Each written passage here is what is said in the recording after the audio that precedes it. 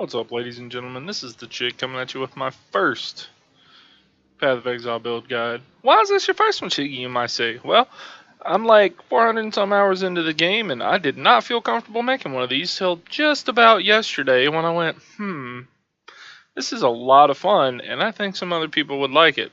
So, what happened was, I wanted to play my witch, and I thought flickerstrike was a cool skill. I still don't even have all my ascendancy points. Bah ha ha ha. Anyways, I'll put the path of building link down in the description. But this is pretty interesting. It's going to be pretty good. So I'll go ahead and show you guys what this bad boy can do. This is just a shaped ramparts map, so nothing crazy. Tier 6, whatever, right? But it is ridiculous fun. So we're using flickerstrike and Oro's Blade of Sacrifice, as well as 100% chance to ignite, to go fucking crazy. Hey, Phantasmagoria. And it's brilliant. Like, I don't even know. We've got a couple heralds because why not in the ascendancy? We have the banner for some accuracy. We have Blood Rage because Blood Rage is good. Blood Rage is good. Blood Rage is bae. We like Blood Rage. And yeah, other than that, you just walk around, and we don't really have any movement speed stuff other than, you know, leap slam for 4 to 5, but you don't really need movement speed when you're flicker striking a million times a second because you can start on one side of the map and end on the other depending on your density. So it's not the fastest thing in the world. I threw Blade Flurry on the cast some damage taken gem there to give me a little more DPS when I'm working on things.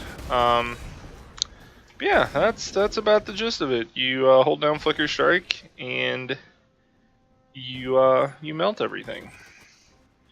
We'll go ahead and finish out this map and show you what everything does. I'll put some timestamps in the description so you're not having to sit through the very slow rolling, moving through the maps without killing anything. But when there's stuff to kill, it is not slow. You just kind of teleport through the world, and they all die. Whoa! Alright. We be killing all day. Yeah, so this build was basically made because I was talking to one of my buddies and I was like, I want to do something with my witch. He was like, what do you want to do with your witch? I was like, well, I don't know. I'm going to look at skills and see if I can find something I like. And I looked at flickerstrike and I was like, can we break flickerstrike? Well, there's a couple of ways to flick breaker strike. Yes, flick breaker strike. Break flickerstrike. And this is one of them. I'll go over this when I go over the gear. I don't really have to do the syndicate, but I mean, it'll be, you know, I can show you that you basically live forever as long as you don't get CC'd here. And we have Einhar mobs to kill, so hey, Rusted Torment Scarab, we'll take it.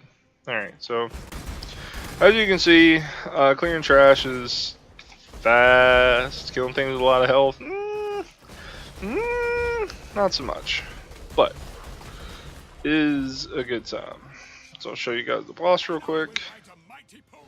Einhar will write a mighty poem. Alright, so you kill all the mobs, you hold down one button. So basically you can play this with one hand as long as there's mobs on the screen. Alright. So that is how she works. Let's go over not the skills, the gear real quick. So Oro's Sacrifice is what makes the build work. Gain a frenzy charge and an attack ignites an enemy. I don't know if you're familiar with how flickerstrike works, but it has a 2-second cooldown unless you have frenzy charges. And if you have frenzy charges, it will use a frenzy charge instead of using the cooldown. So as long as you can ignite something, you have no cooldown. Well, we have on our character, let's see how much percent chance to ignite with flicker strike. All right, flicker strike.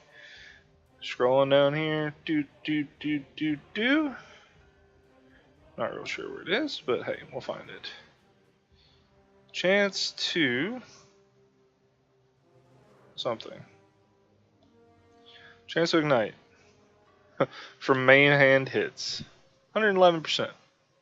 That means there is never going to be a hit with this weapon where we don't have a 100% chance to ignite. And when igniting conflux is up, you don't even need anything. Alright, so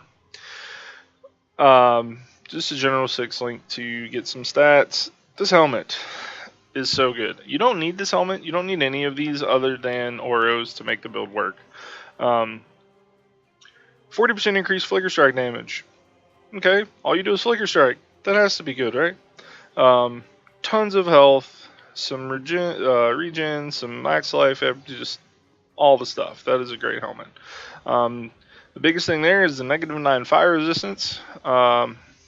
So this little trifecta here, 2 Namahu's Namahu's sign ruby rings, and an Eye of Innocence. All right, so these, every time you ignite, so every time you flicker, you gain 21 life. You gain 24 life. Alright, so you gain 45 life. Well, every time you ignite, you take 100 fire damage. Okay, so that's reduced to 75. So, reduced by 75%, so you take 25. And then you gain 41. See where we're going here? That's sustained, boys and girls. But, you can be ignited yourself. So that increases, this is not a multiplier, but 61 additive damage. These aren't required, but before you get really, really good gear, they help you stay alive.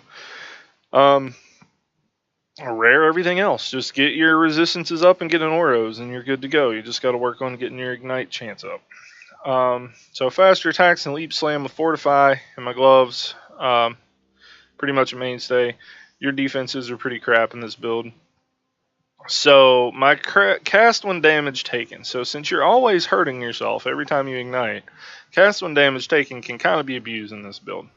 So we're using Blade Vortex, which means the longer you hold down the button and the more damage you take, you can have full stacks of Blade Vortex to help you DPS down bosses and stuff.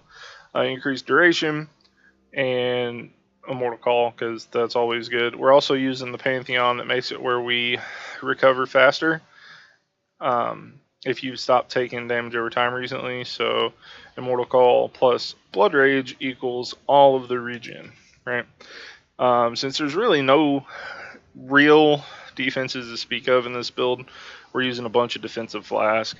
So 15% physical damage reduction, 100% evasion rating, and 3,000 evasion. And these are what I'm using to get rid of curses, get rid of bleeding, and get rid of freeze. We're also using the Wise Oak, but it's not balanced around getting all of the benefits, but it is giving us more fire penetration when we pop it. And then you need a health flask that's got instant healing on it, just as kind of an O-snap button.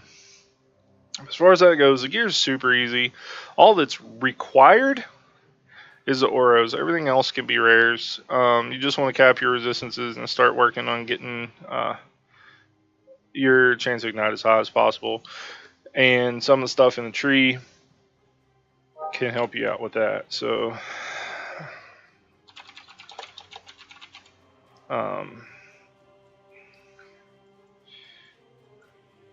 nothing really to say as far as most of this, but there are things, there's a couple of, there's 5% more chance to ignite.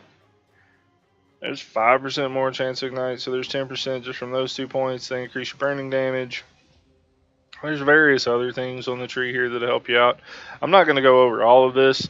The big thing is elemental overload. You have a very small chance to crit, but since you ignite everything and ignites can crit, this is up almost 100% of the time. Get the life wheel. Other than that, just take a look at it in the POB. It's pretty easy. Can't really think of anything else you guys might need to know about this other than go forth and flicker. Drop me a comment. Let me know what you think. Let me know if you liked how we put the build together.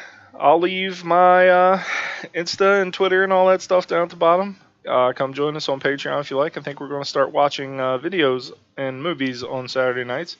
Come hang out with us on Twitch. I'll see you guys over there.